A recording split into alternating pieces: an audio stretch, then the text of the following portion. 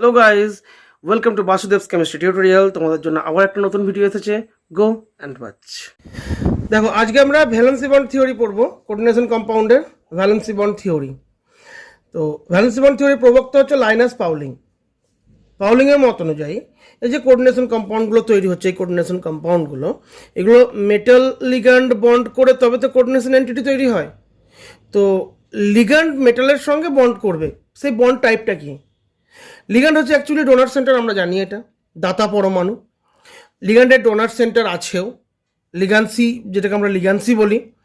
তো তারা কি করে, তাদের এই ডোনার অ্যাটমগুলো দিয়ে ইলেকট্রন জোট দান করে।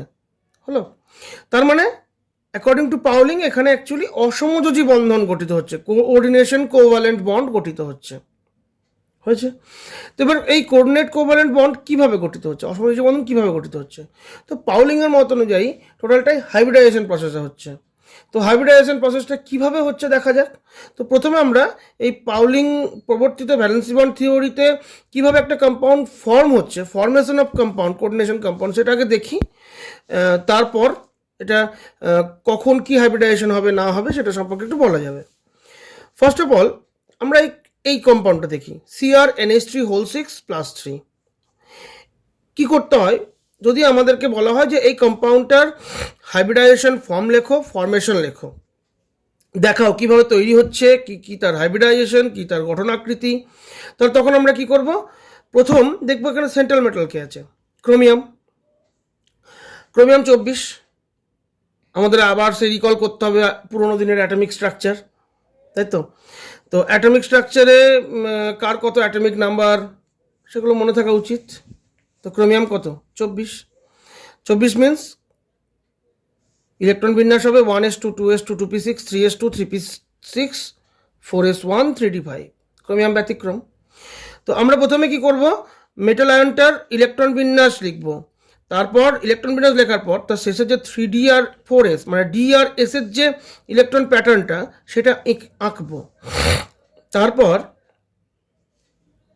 এই যৌগটাতে এই মেটাল আয়নের কত অক্সিডেশন নাম্বার আছে সেটা বার করব। যেমন ধর এখানে ক্রোমিয়াম যদি এক্স হয়, অ্যামোনিয়া কত, 0, টোটালটা আছে কত, +3, তাহলে ক্রোমিয়াম কত হচ্ছে, এক্সটা +3 হচ্ছে। হলো, তার মানে এখানে ক্রোমিয়াম +3 স্টেটে আছে। তাহলে প্রথমে আমরা কি করলাম, যৌগটার মেটাল আয়নটার ভূমিস্তর অবস্থায় কি ইলেকট্রন বিন্যাস হয় তার ডি আর এস এর ইলেকট্রন কনফিগারেশন অঙ্কন করলাম, আঁকলাম। তারপরে সে কোন স্টেটে আছে, অক্সিডেশন স্টেট, এখানে তার +3।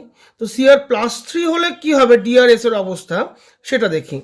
সিআর +3 মানে ইলেকট্রন 3টে বেরোবে। ইলেকট্রন কোত্থেকে বেরোবে, পিছন দিক থেকে, মানে একদম শেষ কক্ষক থেকে। শেষ কক্ষক এখানে 4s1 আছে, একটা বেরোলো, আরও 2টো লাগবে, তাহলে ডি থেকে 2টো বেরোবে, তাহলে 5 - 2 কত হবে, 3। তার মানে এটা অ্যাকচুয়ালি D3 সিস্টেমে পড়ে আছে। আমাদের দেখতে হবে যে ও এক্সাইটেড স্টেটে উত্তেজিত অবস্থায় যাওয়ার পর ডি কোন অবস্থায় আছে, কারণ এখানে পুরোটাই ডি এর উপর ডিপেন্ড করে। অ্যাকর্ডিং টু পাউলিং পুরোটাই কিন্তু ডি এর উপর ডিপেন্ড করছে, কারণ আমরা জানি মুখ্য যোজ্যতা তো ইলেকট্রন ছেড়ে দিল, যত ইলেকট্রন ছাড়লো, যত প্লাস চার্জ হলো সেটা তার মুখ্য যোজ্যতা। গৌণ যোজ্যতা হচ্ছে তার ডি কতটা ভ্যাকেন্সি রয়েছে, সেই অনুযায়ী হাইব্রিডাইজেশন করে গৌণ যোজ্যতা তৈরি করবে। তাহলে এখানে D3 সিস্টেমে আছে। বেশ, এবারে আমরা D3টা আঁকলাম, 3D, 3টে ইলেকট্রন, যেহেতু 3D এখানে 4sটা তো আছে, ইলেকট্রন চলে গেছে কিন্তু 4s উপকক্ষ আছে। 4s থাকলে 4pও থাকবে, যেহেতু 4 নম্বর কক্ষ আছে, তাহলে আমরা 4s 4pটা আঁকবো পাশাপাশি। এবার দেখ 3D সিস্টেম, তো 3টে ইলেকট্রন আছে, এই দুটো ফাঁকা আছে, ভ্যাকেন্ট আছে। আমার এখানে কোঅর্ডিনেশন নাম্বার কত, 6, কোঅর্ডিনেশন নাম্বার 6। তো অ্যাকর্ডিং টু কোঅর্ডিনেশন নাম্বার এখানে হাইব্রিডাইজেশন হবে। কোঅর্ডিনেশন নাম্বার যদি 6 হয়, দু রকমের হাইব্রিডাইজেশন হয়, D2sp3 বা sp3d2। মানে হয় ভিতর দিক থেকে আমরা ডি নিতে পারি, দুটো ডি, একটা এস 3টে পি, D2sp3, বা বাইরের দিক থেকে ডি নিতে পারবো, একটা এস 3টে পি, দুটো ডি। তো এখানে আমার ভিতরের দিকে দুটো ডি তো ভ্যাকেন্ট আছে, তাহলে ভ্যাকেন্সি থাকলে আমরা কেন বাইরের থেকে নিতে যাব? ফলে ওই জন্য এখানে দুটো ডি, একটা এস 3টে পি, দেখ 6টা পেয়ে গেলাম, কোঅর্ডিনেশন নাম্বার অনুযায়ী 6টা ভ্যাকেন্সি পাচ্ছি। তো এখানে D2sp3 হাইব্রিডাইজেশন হলো। এবার হাইব্রিডাইজেশন স্টেটটা লেখো, 3D3 লিখতে হবে যেভাবে লেখা আছে এখানে। এরপর এই পুরো কম্পাউন্ডটা নিয়ে এসো, মানে লিগ্যান্ডগুলো ভরবো। এবার যে এইভাবে লিখছি মানে লিগ্যান্ড ঢুকেছে, লিগ্যান্ড কোথায় ঢুকবে, এখানে ভ্যাকেন্সিতে।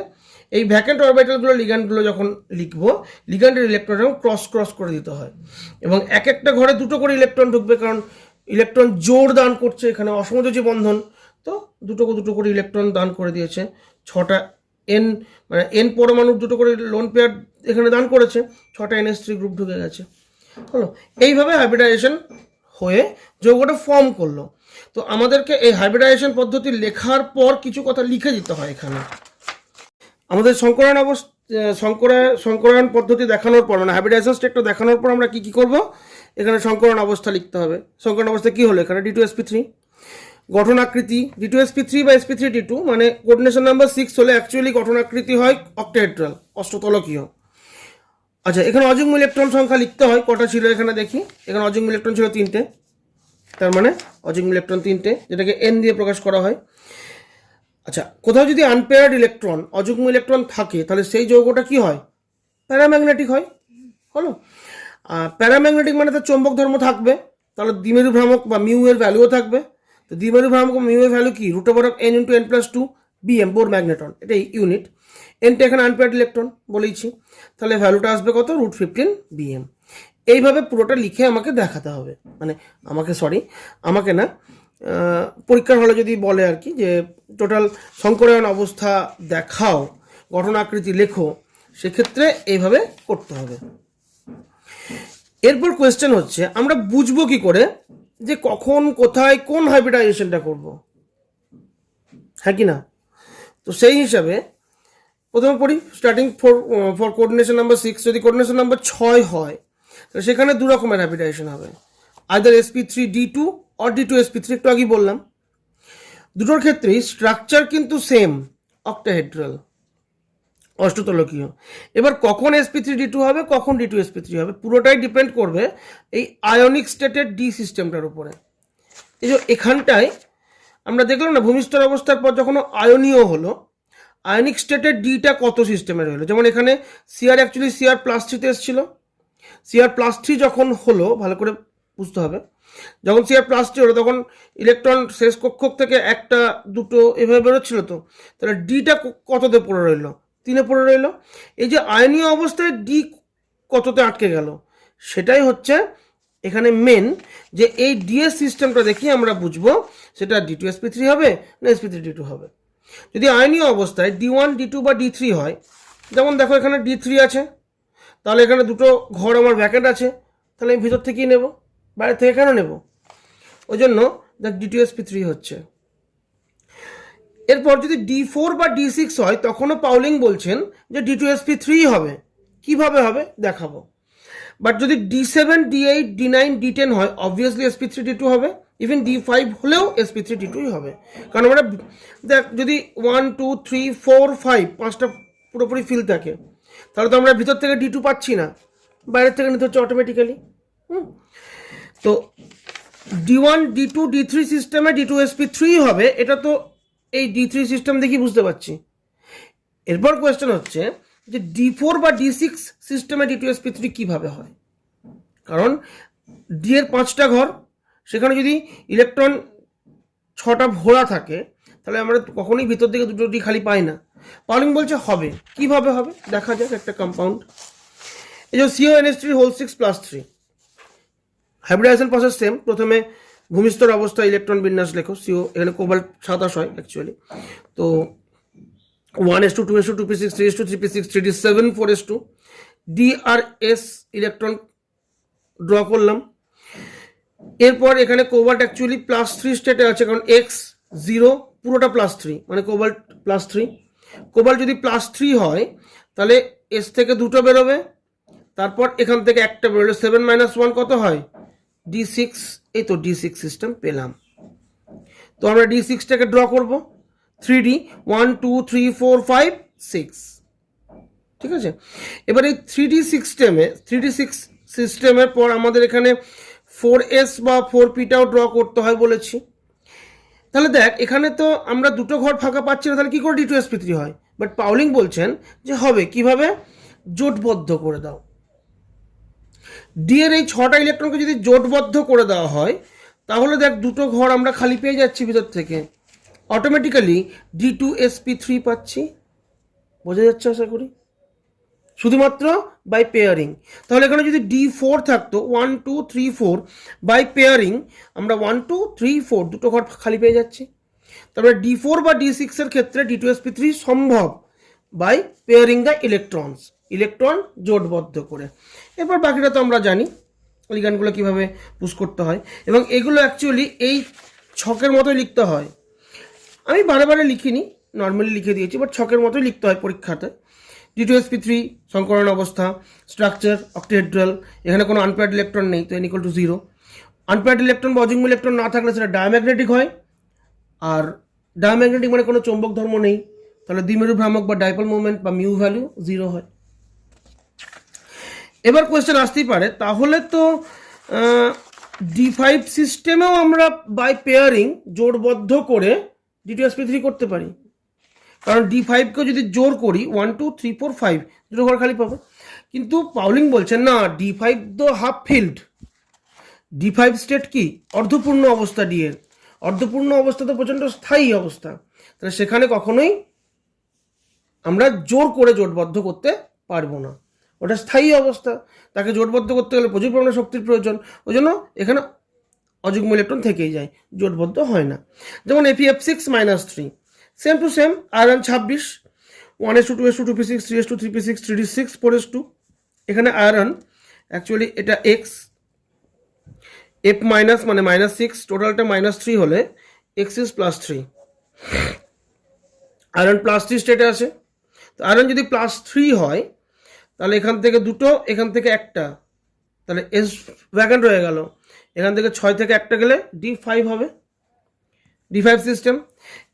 এখানে কিন্তু জোড়বদ্ধ হবে না, কারণ D5 তো স্থায়ী, অর্ধপূর্ণ অবস্থা তো স্থায়ী হয়, হ্যাঁ কি না? তাহলে সেক্ষেত্রে বাইরের থেকে নিতে হবে। তো 4s 4p 4dটা এক্সট্রা নাও, sp3 d2, d5 3d লেখো, sp3 d2 লেখো। আচ্ছা, ডি এর ভ্যাকেন্ট অরবিটালগুলো এখানে লিখে দেখাতে হয়। এরপরে তো জানি Fe(F6) লিগ্যান্ডগুলো ভরতে হয় কিভাবে, লিগ্যান্ডগুলো ভরে দাও ক্রস করে। তাহলে এখানে সংকরণ অবস্থা কি হলো, sp3 d2, স্ট্রাকচার অক্টাহেড্রাল, অযুগ্ম ইলেকট্রন এখানে 5টা আছে, অযুগ্ম ইলেকট্রন থাকলে প্যারাম্যাগনেটিক হয়, তার মানে চৌম্বক ধর্ম মিউ ভ্যালু আছে, mu will be equal to √n × n+2 মানে 5 × 5+2 √35 bm। ওকে, তাহলে আমরা বুঝতে পারলাম যে D5-এ আনপেয়ার্ড মানে D5-এ পেয়ারিং বা জোটবদ্ধ হবে না, sp3 d2 হবে। D4 D6 এর ক্ষেত্রে জোটবদ্ধ করার মাধ্যমে D2sp3 হবে। D1 D2 D3 সিস্টেমে অবভিয়াসলি D2sp3 হবে, কারণ ভিতর থেকে দুটো ডি আমরা খালি পাচ্ছি। এরপর যদি D7 হয়, D7 করেও যদি জোটবদ্ধ করার চেষ্টা করি, 1 2 3 4 5 6 7 একটা ইলেকট্রন থেকে যাবে এখানে, অর্থাৎ ভিতর থেকে কখনোই আর ডি খালি পাবো না। তার মানে D7 থেকে বাকি যা আছে D8 D9 D10 এরা সবাই sp3 d2 দেবে, কারণ এখানে আর কখনোই জোটবদ্ধ করেও ভিতরের ডি আমরা খালি পাবো না, ঠিক আছে? আচ্ছা, এবার একটু ব্যতিক্রমী দেখি, কেমিস্ট্রি পড়ছি, ব্যতিক্রম তো থাকতেই হবে। Fe(CN6-3) এখানে আয়রন কত 26, 1s2 2s2 2p6 3s2 3p6 3d6 4s2, d আর s2 আঁকলাম। আয়রন এখানেও +3 স্টেটে আছে, because x -6 total will be -3, so x will be +3, এই যে এটা x, তো Cn মাইনাস মানে -6 টোটাল ইজ -3, তাহলে x উইল বি +3। Fe+3 মানে এটা D5 সিস্টেম, বিকজ এসে দুটো বেরোবে, ডি এর একটা একটা করে বেরোচ্ছে তো পিছন থেকে, তাহলে D5 সিস্টেম। এবারে 3d5 4s 4p, এখানে পাউলিং এর কথা মানছে না, এখানে দেখ D5 জোটবদ্ধ হয়ে যাচ্ছে, ভিতরের ডি খালি পেয়ে যাচ্ছি, D2sp3 হচ্ছে। ওকে, পুরোটা এই সিস্টেম ওয়াইজ হলো। Fe(CN6-3) লিগ্যান্ড ভরলো, এখানে আনপেয়ার্ড ইলেকট্রন একটা পাচ্ছি, তার মানে D5 সিস্টেম থাকার সত্ত্বেও D2sp3 হাইব্রিডাইজেশন হচ্ছে, ইলেকট্রন জোটবদ্ধ হচ্ছে। তার কারণ কিন্তু পাউলিং ব্যাখ্যা করতে পারলেন না। এই যে ব্যতিক্রমটা কেন হলো, হচ্ছে তো D2sp3 হাইব্রিডাইজেশন হলো, অক্টাহেড্রাল স্ট্রাকচার, আনপেয়ার্ড ইলেকট্রন এখানে 1 রয়ে গেল, প্যারাম্যাগনেটিক, বাট মিউ ভ্যালুটা অনেকটা দেখ কম, ওকে √3 bm। ওয়াই? D5 সিস্টেম নর্মালি আমরা কি জানি sp3d2 হবে, কারণ স্থায়ী কক্ষক হলে কখনোই তাকে জোটবদ্ধ করা যাবে না, বাট এখানে জোটবদ্ধ হচ্ছে। কি কারণে হচ্ছে পাউলিং এক্সপ্লেন করতে পারেননি। এবার আসি কোঅর্ডিনেশন নাম্বার 4-এ। কোঅর্ডিনেশন নাম্বার 4-এ অ্যাকচুয়ালি হাইব্রিডাইজেশন হয় dsp2 or sp3, মানে ভিতর থেকে একটা ডি পেলে ডি নেব, একটা এস নেব, একটা দুটো পি নেব, চারটে হয়ে গেল। কিংবা sp3 একটা এস তিনটে পি। dsp2 সংকরায়ন হলে তার স্ট্রাকচার হবে স্কোয়ার প্ল্যানার, সমতলিক বর্গাকার। আর sp3 হলে তার স্ট্রাকচার হবে টেট্রাহেড্রাল, চতুস্তলকীয়। দেখা যাক NiCl4-2 নিকেল কত এখানে, এটা central metal nickel 28, 1s2 2s2 2p6 3s2 3p6 3d8 4s2 drs draw করা হয়েছে। এবার নিকেল এখানে, নিকেলটা কত x -4 টোটাল -2, তাহলে x কত হবে +2, Ni +2, তাহলে এখান থেকে শুধু 4s বেরোলো। d8 সিস্টেম 3d8 ড্র করলাম, 1 2 3 4 5 6 7 8, তাহলে এখানে ডি এর ভিতর কোনো আমি খালি পাচ্ছি না, তাহলে ভিতর থেকে ডি না পেলে চারটে কোঅর্ডিনেশন নাম্বার মানে sp3 হবে, sp3 হয়েছে। এবার NaCl4 লিগ্যান্ড ভরে গেল, তাহলে সংকরায়ন অবস্থা হলো sp3। এটা গঠনাকৃতি টেট্রাহেড্রাল চতুস্তলকীয়, এখানে আনপেয়ার্ড ইলেকট্রন দুটো পেলাম, মানে প্যারাম্যাগনেটিক, এবং তার মিউ ভ্যালু থাকবে √n × n+2 ভ্যালু দিয়ে, এখানে √8 আসছে। ঠিক এটারই আর একটা এক্সেপশন NiCN4-2, এই যে same to same nickel 28, same electronic configuration 3d8 4s2 3d8 4s2, same Ni+2 d8 system, Ni+2 d8 system 3d8 3d 4s 4p। এখানে ভিতর থেকে কোনো আমরা ডি পাইনি বলে sp3 করেছিলাম কোঅর্ডিনেশন নাম্বার 4। এখানে কোঅর্ডিনেশন নাম্বার 4, বাট এখানে জোর করে দিয়ে, অর্থাৎ জোটবদ্ধ করে পেয়ারিং করে একটা ডি খালি করা হয়েছে, নিয়ে dsp2 করা হয়েছে।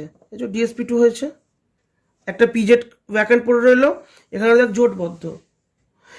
NaCN4-2 3d পুরোপুরি জোটবদ্ধ, এখানে ইলেকট্রনগুলো ভরে গেছে। এই যে ডোনার অ্যাটমগুলো মানে লিগ্যান্ডগুলো ইলেকট্রন জোট দান করেছে, পিজেডটা ভ্যাকেন্ট আছে। তাহলে এখানে hybridization dsp2, structure square planar, কোনো আনপেয়ার্ড ইলেকট্রন নেই, তার মানে ডায়াম্যাগনেটিক, তাহলে চৌম্বক ভ্রামকের মানও, দ্বিমেরু ভ্রামকের মানও কি 0। এখানে কোয়েশ্চেন হয় NiCl4 প্যারাম্যাগনেটিক, কিন্তু NiCN4 ডায়াম্যাগনেটিক কেন? আমরা কিভাবে আনসার করব?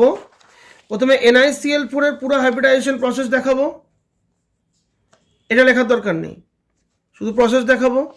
তারপর NiCN4 এর পুরো হাইব্রিডাইজেশন প্রসেস দেখাবো, এটা লিখবো না। দুটো প্রসেস দেখানোর পর শেষে লিখবো একটা লাইন, NiCl4-2 এ অযুগ্ম ইলেকট্রনের সংখ্যা 2টি, তাই এটি প্যারাম্যাগনেটিক। NiCN4-2 এ কোনো অযুগ্ম ইলেকট্রন নেই, তাই এটা ডায়াম্যাগনেটিক।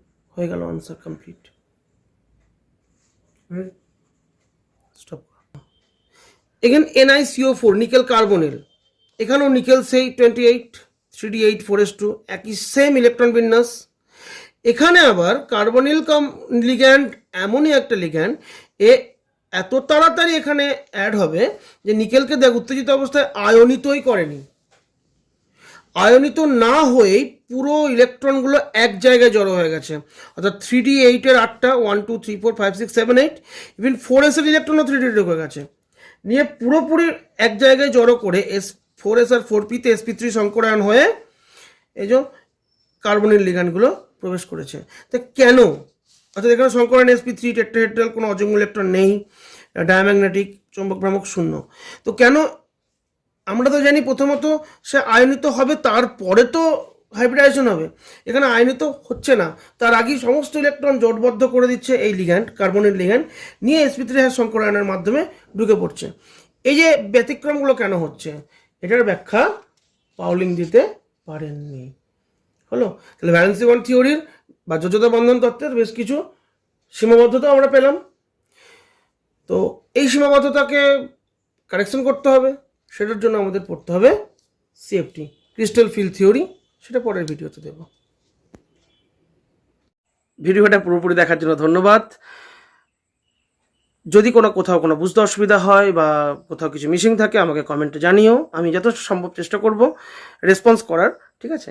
আর ভিডিওটা লাইক করতে ভুলো না, লাইক করো, শেয়ার করো, অবভিয়াসলি সাবস্ক্রাইব করা না থাকলে সাবস্ক্রাইব করে দিও, বেল বাটনটা প্রেস করে দিও। ওকে বাই, আজকের জন্য টাটা।